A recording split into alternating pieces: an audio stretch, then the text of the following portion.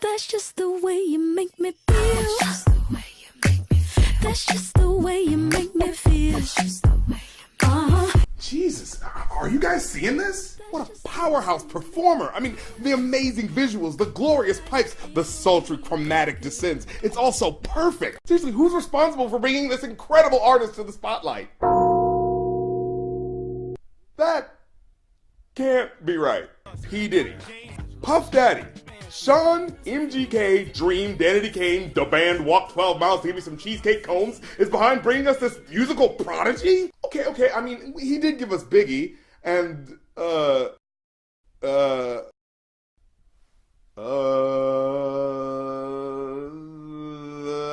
Locks. That was the thing, right? Despite my aversion, though, the more I listened to his debut album recently, the more I thought maybe I've been a little too hard on Diddy. I mean, I don't think the millionaire cares if some internet flea is saying unkind words about him, but still, I feel like I've overlooked his ear as someone who knows good music. To my credit, though, I think that might be because I came into knowing Diddy after the 90s. You know, into the 2000s when he started doing songs with fly-by-night girl groups and really started diluting his brand. So because of the loop it and leave it style of his early records and his basically watered down TLC production after the 90s, you kind of forgot that there was a period where Diddy really wanted to make epic sounding hip hop.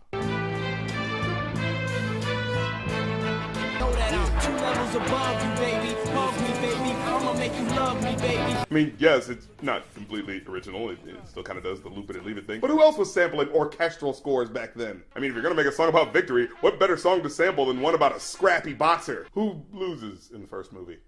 Don't think about it too hard. That's not the point. The point is it gets you hyped. And now that I got this request on my Patreon from James Richter, yeah, I do remember this era. It was somewhere in between Biggie's second album and like right after Diddy's first album. There was this period where P. Diddy just wanted to elevate the level of what rap could be. And actually, now that I think about it, I always got the feeling that Diddy liked mixing upper class style with lower class substance, using instrumentally packed beats to add weight and emotion to the gritty reality that the rapper's relating. You can see it in his production for songs like Hate Me Now by Nas.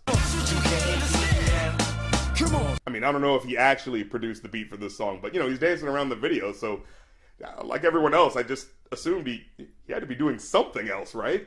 Yo, the sun don't shine forever, but as long as it's here, then we might as well shine together. Man, you know, thinking about this line, it kind of took the wind out of my sails. Seriously, just imagine Diddy, or whoever actually wrote this, made this lyric about the shortness of life, about how even the sun will stop shining, so let's shine as bright as we can while we're still here. And seeing that Biggie's verse on this song is the last verse he ever recorded, that's a pretty crushing blow is all I can say. P. Diddy and the fam, who you know do it better. Yeah, right, no matter what, we airtight. Yeah. So when you hear something, make sure you hear it right. And here he's saying that no one can stop us and no one can take our empire down. So if you're gonna talk shit, be sure it's accurate. Don't make an ass out of yourself by assuming.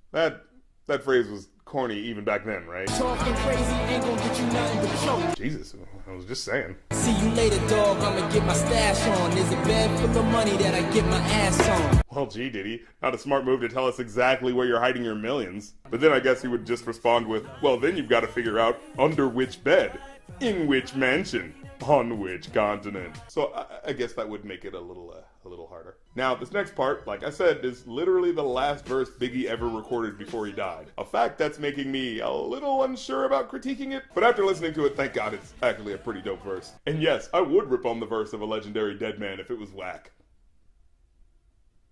I'm not a very good person. Although I do find it funny that the word Satan is edited. Been on the low lately, the feds hate me. The sun is, they say my killing's too blatant. And what's more, it's edited out on both the censored and uncensored versions of the album. Seriously, what type of moral panic was going on in '97 where people thought that of all the Biggie Smalls lyrics about murder, sex, and drug dealing, the one thing that was gonna flip a switch in your kid's head, Manchurian Candidate style, and put them on a murderous rampage was the word Satan. Holy crap, goddamn! Oh, no, don't stab him! Oh, Lord, oh, God!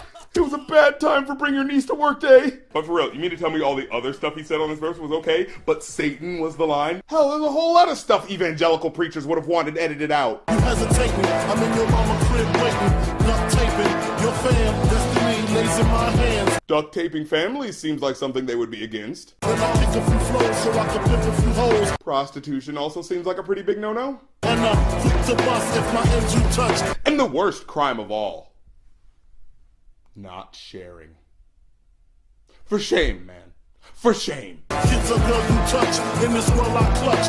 Two auto, matos, used to call me fatso. Poor grammar, while we're on the subject, is also pretty abhorrent. Now you call me Castro, my rap flows. Idolization of un-American brown people, this will not be tolerated. Militant, y'all faggots ain't killing shit. Using homophobic slur... What? Evangelicals don't care about curse words as long as they're aimed at gay people? Alright, carry on. Money on the island Cayman. Okay, illegally stashing money in other countries to avoid taxation, that is despicable. They're okay with that too? But anyways, I dig the song's overall aspirations for epic glory. However, even I admit at times it does sound like they're trying a little too hard at points. For instance, it feels nitpicky, but Busta Rhymes seems like his brand of craziness is overstated by the horns. Dude could probably carry this chorus on his own. Also, by the last verse, the background singer sounds like she ran out of dramatic vocal runs, so she's just winging it. Crafted to make classics, hotter than acid. This sounds less like epic Valkyrie riding music and more like an obnoxious opera singer warming up her voice on the subway. I mean, sounds alright to me. I mean, I guess there's a little distortion, but I figured you were doing that on purpose. But for the bulk of the song providing top-notch lyricism, other than that line about assumptions, overall I'd give it a 5 out of 5. It's a dope track. And that's the episode. If you like the show and want to request an episode or support it, go to that Patreon for more info. Well, you don't have to like my opinion, but I don't have to like your song. T-shirts are now available on Redbubble. You like how I subtly snuck that in?